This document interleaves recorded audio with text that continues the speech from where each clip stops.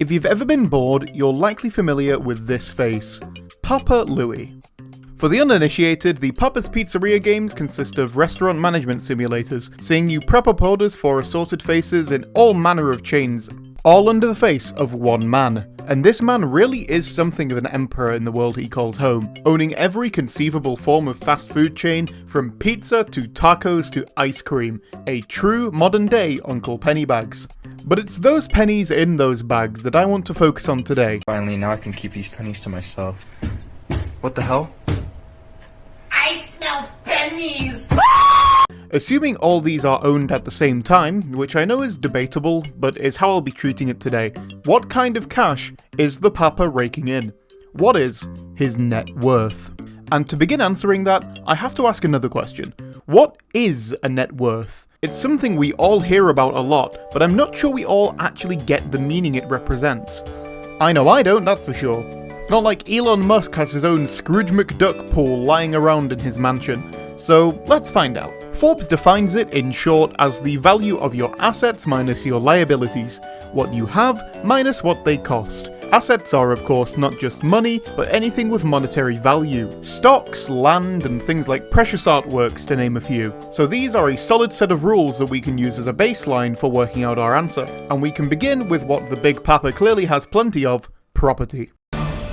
It's free real estate. Now, Mr. Louie has plenty of branches at his disposal: pizza, burgers, tacos, ice cream, pancakes, wings, hot dogs, cupcakes, pasta, donuts, sandwiches, baked goods, sushi, coffee, chicken, and ice pops. Talk about chasing the bag. You see one hit of success and before you know it, you're Flash Gaming's Jeff Bezos. Or are you?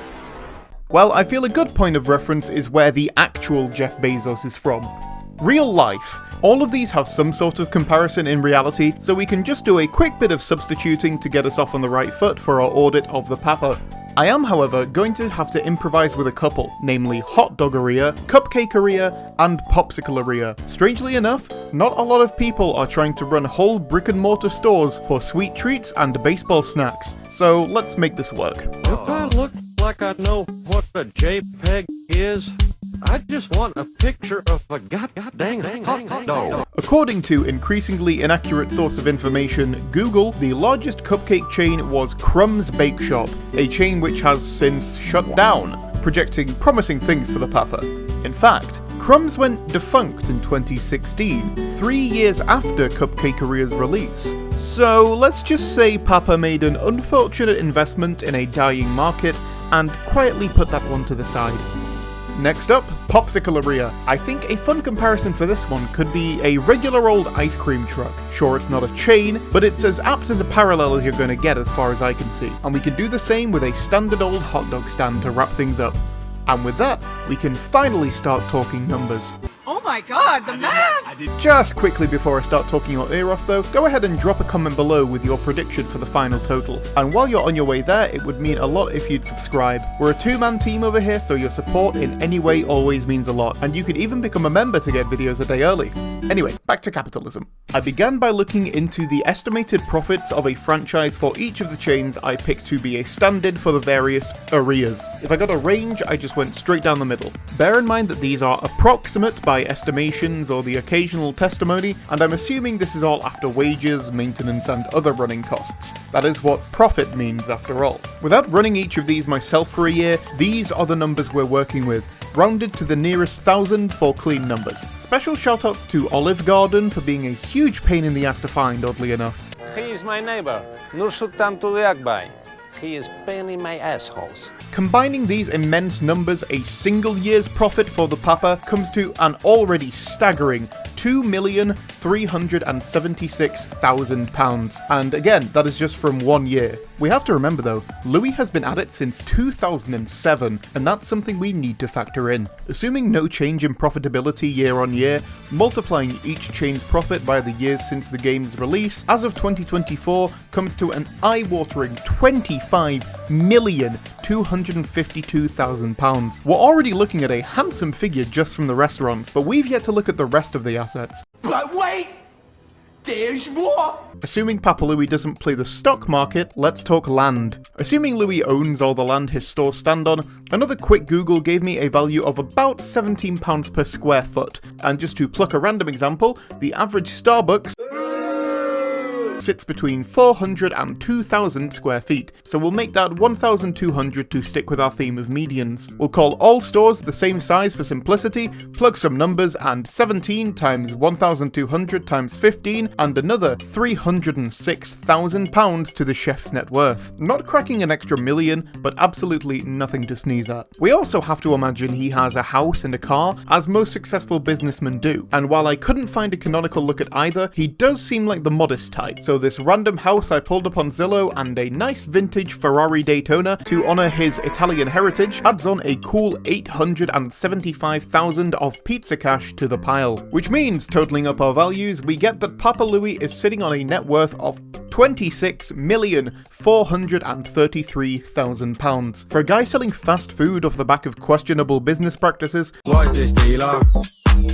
Taking a piss, I've been standing here for 30 minutes. I can't say that's half bad. On a fast food worker's wage, that would take roughly 1,328 years of slaving away at the grill. So best get working towards that management position while you're still early to it. And as a former fast food worker myself, I can say just 2 years was enough for me. Thank you very much. So next time you fancy a trip down memory lane and boot up some Flashsite for nostalgic pizza cooking, just remember the throne you continue to build with every pepperoni you place. And that was the end. Until I was double checking for anything I'd missed, and lo and behold, missed something I had. Or rather, something my fiancé put me onto, as admittedly I've played very few of these games myself. The Papa's games feature occasional mini-games, from stacking up a giant burger, to fixing pipes to allow proper chili flow, and even a straight up home run derby. However, the one I want to focus on is Papa's Raceway. You notice that too? This isn't just any raceway, it seemingly belongs to Papa Louie. A round of Papa's Raceway takes the racers, if performing perfectly, about 25 seconds to complete. And I'd like to run with that, if you'll allow me. A go-kart, specifically the OTL Superleggero in this case, has a top speed of 40 miles per hour, and reportedly can hit that in about 2 seconds. 40 miles per hour works out to about 1.7 meters per second, so tapping into my long forgotten A-level in maths and giving it a uniform acceleration, as neither you nor I want to go that deep into maths, we get a rough acceleration of 20 meters per second. And a distance of 0 times 2 as we're going from a stop, plus a half times 20 times 2 squared, which is 4, which comes to 40 meters travelled while accelerating. This is still a video about a pizza game, just to remind you, and we're not even done. Luckily, the rest is much easier. In the remaining 23 seconds at 1.7 meters per second, we get 39.1 meters, and that doesn't look right. Look, I'm calculating the distance of a fictional racetrack here, and there looks to be some spare behind the start line. Let's just assume they can get to top speed beforehand. 1.7 meters per second for 25 seconds, 42.5 meter long track. Lovely. Now to its width. Luckily, that is much easier. It's 4 go-karts wide, and a standard go-kart is roughly 1.27 meters wide. So 1.27 times 4 times 42.5, and that's 216 square meters of racetrack. I'm only counting what we can see here, just for my own mental well-being. At about £10 per square foot, or 0.09 square meters, we are looking at £24,000 of asphalt. Plus the 71 go-karts adding in an additional 127,000 to the total, and we barely get a difference. It's an extra 150,000 to be sure, but compared to the 8-figure number from earlier, that is almost pocket change. Just goes to show what the food market can do for you. Still, best to be ceremonious about it. After 17 years of fast food, a racetrack, and way more math than I've done in years, we come to a grand total of £26,584,000 in Papa Louie's pocket. Damn! And that's assuming he doesn't own the reoccurring baseball field, but hey, suppose he does, throw a casual extra 4 mil on there and we'll call it good. Not bad for an unassuming little pizza chef. And with all that said and done, there is just one question left. Did you get it right? I highly doubt it, but congrats if you even got close. This was a wild ride to go on as a relative newbie to the series, but regardless, I hope you enjoyed and thank you for watching all the way to the end. Got a similar idea you'd like me to work out? Feel free to drop a suggestion in the comments below. Thank you to my members Matt H and Chloramite, and once again to you. Have a good day. Can I sing a song for you? Pizza pie. I say the funny.